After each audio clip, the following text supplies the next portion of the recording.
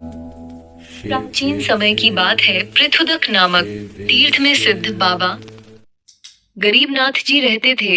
वे बहुत सिद्ध संत थे। उनके भजन के चर्चे दूर दूर तक फैले थे।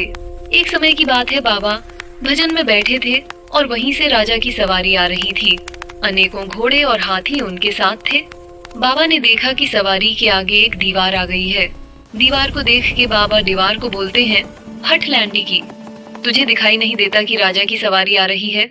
और वह दीवार खुद में खुद चलने लगी और राजा की सवारी को रास्ता दे दिया।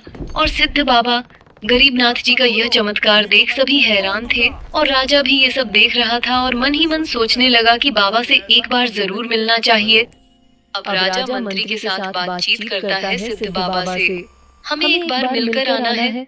मंत्री भी नहीं जानता था कि राजा के मन में क्या चल रहा है। राजा ने मंत्री से कहा, 3 मोटे मोटे कंबल ये साथ में कंबल ले ले। बाबा जी को दे मंत्री आओ। राजा की आज्ञा मान लेता है और जो सामान राजा कहता है साथ लेकर राजा के साथ चल देता है। उधर बाबा गरीबनाथ जी भी धुने को चेतन करके मस्ती में बैठे थे।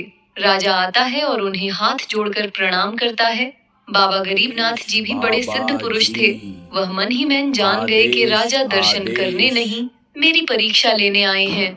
राजा ने सिद्ध बाबा गरीबनाथ जी को 3 मोटे मोटे कंबल दिए और बाबा ने वही कंबल राजन के सामने धुने में डाल दिए।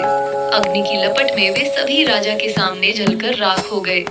राजा तुरंत उठा और आदेश मनाकर अपने महल में आ गया। मैं आ गया और मंत्री यह सब वृतांत देख रहा था। 2 से 3 महीने का समय व्यतीत हुआ और राजा अपने मंत्री से कहने लगे कि मंत्री जी, जो और नाथ बाबा को जो कंबल हमने दिए थे वह वापस लेकर आओ।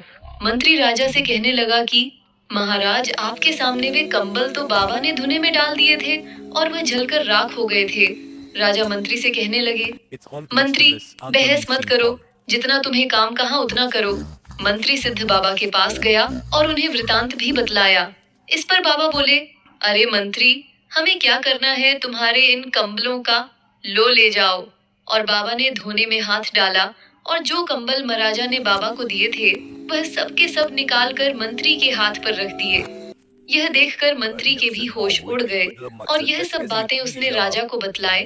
और राजा अब की बार भावुक होकर बाबा के दर्शन करने आया और उनसे माफी मांगी। बाबा बड़े दिन दयाल थे और बोले, जाओ राजन, क्षमा किया। आगे से किसी संत की ऐसी परीक्षा मत लेना। यह थे बाबा गरीब। ऐसी अनेकों कहानी बाबा के बारे में गई जाती है और सुनाई जाती है। अपने समय में बाबा ने बहुत से चमत्कार दिखाए हैं। इस डेरे में जिंदा समाधियां भी हैं। यह पिहोवा नामक शहर में विराजमान